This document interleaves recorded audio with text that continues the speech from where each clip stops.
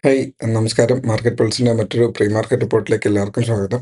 അപ്പോൾ ആദ്യം പറയാനുള്ളതെന്ന് പറഞ്ഞു കഴിഞ്ഞാൽ മാർക്കറ്റിൽ ഇന്നലെ ഒരു ഓപ്പൺ ചെയ്തതിന് ശേഷം ഒരു നല്ലൊരു റിക്കവറി സംഭവിച്ചിട്ടുണ്ടായിരുന്നു. അപ്പോൾ ആദ്യമേ ഞാൻ ഇന്നലെ തന്നെ പറഞ്ഞിരുന്നു, അവിടെ നമുക്ക് ഏറ്റവും ഇമ്പോർട്ടൻ്റ് ആയിട്ടുള്ള ലൈന് 24,040 എന്നുള്ള ഒരു ലൈനാണ് എന്നുള്ളത്. അതിനുശേഷം 24,240 എന്ന ലെവലാണ് മാർക്കറ്റിന് ഇമ്പോർട്ടൻ്റ്. ഞാൻ ആദ്യമേ സംസാരിക്കുന്നത് ടെക്നിക്കലാണ്. ബിക്കോസ് മാർക്കറ്റിനകത്ത് ഇന്നലെ കയറി പോകാനുള്ള അതിഭീകരമായിട്ടുള്ള ഒരു റീസൺ ഇല്ലായിരുന്നു. എന്നാലും എക്സ്ട്രീം എൻഡ് ആയിട്ടുള്ള 24,240 വരെ ഞാൻ ഇന്നലെ ടാർഗറ്റ് പറഞ്ഞിരുന്നു.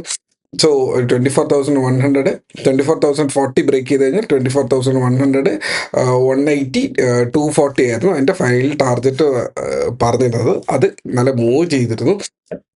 എന്നാൽ തിരിച്ച് വീണ്ടും മാർക്കറ്റ് അതേപോലെ തിരിച്ച് റീസ്റ്റാർട്ട് ചെയ്യുകയാണ് ഇന്ന് സംഭവിക്കുക. മാർക്കറ്റ് ഗ്യാപ് ഡൗണിൽ ഓപ്പൺ ചെയ്യുന്നു, എന്നിട്ട് മാർക്കറ്റ് വീണ്ടും റീസ്റ്റാർട്ട് ചെയ്യുന്നതായിട്ട് കാണിക്കുന്നുണ്ട്. അതായത് 24,040ക്ക് തൊട്ടടുത്താണ് ഇന്ന് മാർക്കറ്റ് വീണ്ടും ഓപ്പൺ ചെയ്യുക. സോ ലിറ്ററലി അത് റീസ്റ്റാർട്ട് ചെയ്യുന്നുണ്ട്. പക്ഷേ don't expect that bullishness, yesterday's bullishness ഇന്ന് നമ്മുടെ ചാർട്ടിനകത്ത് എക്സ്പെക്ട് ചെയ്യരുത്.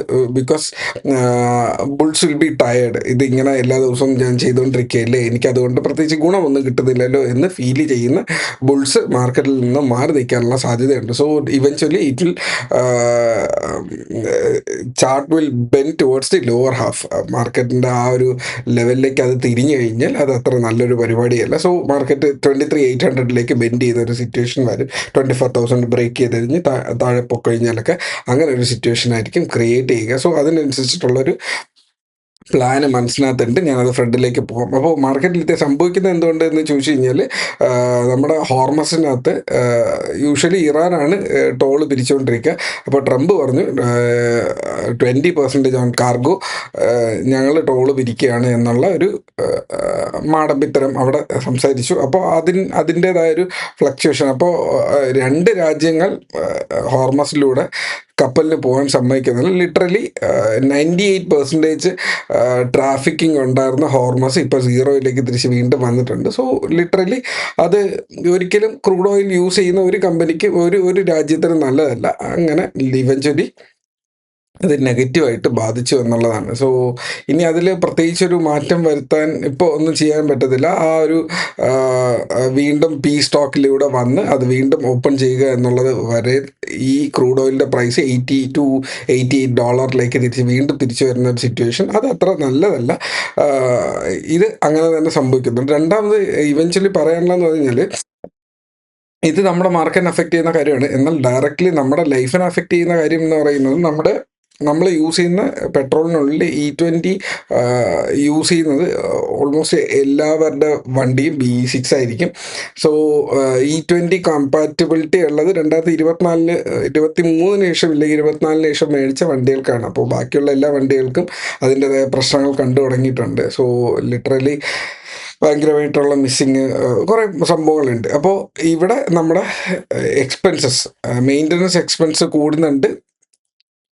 പെട്രോളിൻ്റെ പ്രൈസ് കൂടിയിട്ടുണ്ട്.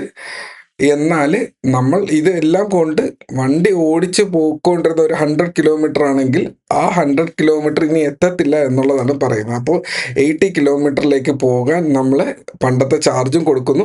പ്ലസ് മെയിൻ്റനൻസ് എന്ന് പറയുമ്പോൾ ലിറ്ററലി നമുക്ക് പണ്ട് 100 കിലോമീറ്റർ കിട്ടിയിരുന്നെങ്കിൽ ഇന്ന് അതേ സ്ഥലത്ത് 60 മുതൽ 70 കിലോമീറ്ററാണ് നമുക്ക് ഈ ഇതിൻ്റെ കോസ്റ്റ് എസ്റ്റിമേഷൻ നോക്കിയിട്ട് വരുവാണെങ്കിൽ. ഇതൊക്കെ നമ്മുടെ ഓരോ വ്യക്തിയുടെയും ലൈഫിനെ ബാധിക്കുന്ന കാര്യങ്ങളാണ്. ഒരു 1,000 to 2,000 റുപ്പീസ് പെട്രോൾ എക്സ്പെൻസസിൽ എക്സ്ട്രാ വരുന്നു എന്ന് പറയുന്ന അയാളുടെ സാലറി കയറുന്നുമില്ല, എന്നാൽ അയാൾക്ക് എക്സ്പെൻസസ് കൂടിക്കൊണ്ടിരിക്കുന്നു.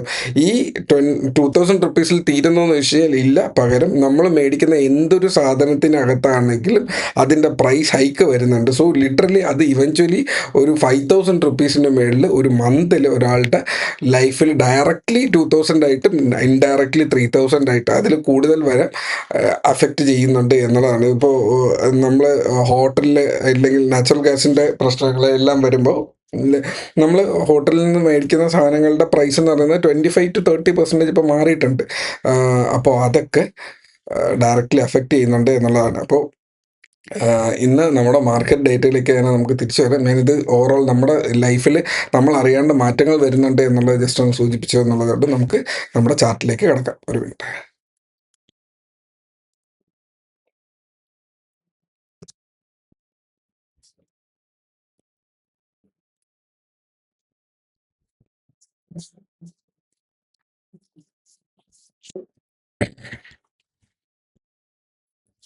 ഓക്കെ, ഇത് നിഫ്റ്റിയുടെ 15 മിനിറ്റിൻ്റെ ചാർട്ടാണ്. മാർക്കറ്റ് ഓരോ സമയവും ഈ ഒരു 24,000ലേക്ക് വരുമ്പോൾ ഇത് ഇവിടെ നിന്ന് കയറി 24,240ലേക്ക് വരുന്നുണ്ട്. വീണ്ടും മാർക്കറ്റ് ഗ്യാപ് ഡൗൺ ഓപ്പൺ ചെയ്ത് 24,040ക്ക് തൊട്ടടുത്ത് ഇന്നലെ പറഞ്ഞത് 24,040 ബ്രേക്ക് ചെയ്ത് കഴിഞ്ഞാൽ, ഓക്കെ ഞാനൊന്ന് ചാർട്ട് കുറച്ചുകൂടെ ഒന്ന് വലുതാക്കാം. ഓക്കെ, ഇന്നലെയും പറഞ്ഞത് 24,040 ബ്രേക്ക് ചെയ്ത് കഴിഞ്ഞാൽ നമുക്ക് 24,100 ടാർജറ്റ് കിട്ടും. അതിനുശേഷം 180, 240, റൈറ്റ്? ഇതായിരുന്നു ഇതിൻ്റെ ട്രേഡ് എന്ന് പറയുന്നത്. ഓൾമോസ്റ്റ് ഓക്കെ 120 റേഞ്ചിലേക്ക് അത് പോയിട്ടുണ്ട്.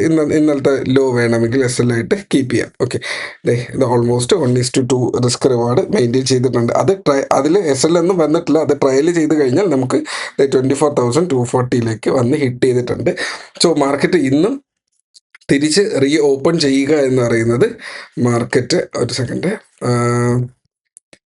ഈ ഒരു ഏരിയയിൽ തന്നെ ആയിരിക്കും. ഇന്നും മാർക്കറ്റ് റീ ഓപ്പൺ ചെയ്യുന്ന ഏരിയ ഓൾമോസ്റ്റ് ഈ ഒരു ഏരിയയിലാണ്, 24,040 റേഞ്ചിലാണ്. അപ്പോൾ ഇവിടെയാണ് മാർക്കറ്റ് ഓപ്പൺ ചെയ്യുക. ഈ ഒരു ഏരിയയിലാണ് ഓപ്പൺ ചെയ്യുക. സോ ഇമ്മീഡിയറ്റ് സപ്പോർട്ടായിട്ടുള്ള ഈ ഒരു ലെവൽ അറ്റ്ലീസ്റ്റ് 23,960 വരെ ഉണ്ട്.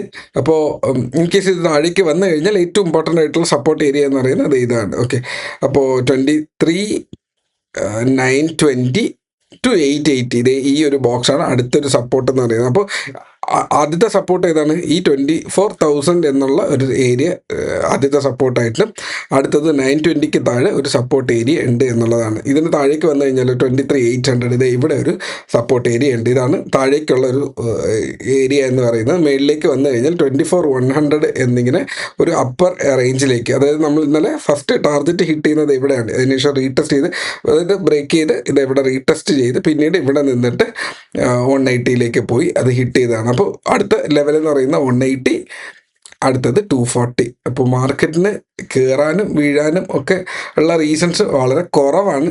വീഴാൻ ഒരിച്ചിരി റീസൺ ഇന്നത്തേക്കുണ്ട് എന്നുള്ളതാണ്. അപ്പോൾ ലെവൽസ് വാച്ച് ചെയ്യുക. ഈ ഒരു ലെവലിനനുസരിച്ചിട്ട് നിങ്ങളുടെ ട്രേഡ്സ് പ്ലാൻ ചെയ്യുക. ഇന്ന് നിഫ്റ്റിയുടെ എക്സ്പയറി ആണ്. സോ ഈ ഒരു ഏരിയ വരെ നിങ്ങൾ മാർക്ക് ചെയ്ത് വെക്കുക. 23,720 വരെ ഈ ഒരു ഏരിയാസ് മാർക്ക് ചെയ്ത് നിങ്ങളുടെ ട്രേഡിന് അനുകൂലമായിട്ടുള്ള സിറ്റുവേഷൻസ് ക്രിയേറ്റ് ചെയ്യുക. സോ ഇതാണ് ഇന്നത്തെ എൻ്റെ അനാലിസിസ് എന്ന് പറയുന്നത്. പ്രത്യേകിച്ച് ഇനി വേറൊരു ഡേറ്റ ഷെയർ ചെയ്യാനുണ്ടെന്ന് തോന്നുന്നില്ല.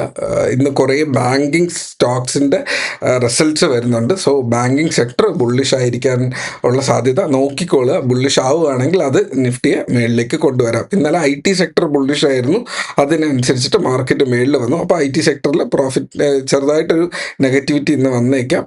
ഇന്നലെ 4% കയറിയ സ്റ്റോക്സ് ഉണ്ട്. ഇന്ന് അതിലൊരു 1.5%, 2% അടുപ്പിച്ചിട്ടുള്ള ഒരു നെഗറ്റിവിറ്റിയിൽ തുടങ്ങാം. അപ്പോൾ അതിനനുസരിച്ചിട്ട് എന്താണെന്ന് വെച്ചാൽ നോക്കുക. സോ ഇതൊക്കെയാണ് മാർക്കറ്റിൻ്റെ സ്ട്രക്ചറായിട്ട് എനിക്ക് ഫീൽ ചെയ്തത്. സോ ഇത് നിങ്ങളുടെ ട്രേഡിങ്ങിന് ഉപകാരപ്പെടട്ടെ എന്ന് വിശ്വസിക്കുന്നു. Trade safe. Okay, trade safe. Take care. By.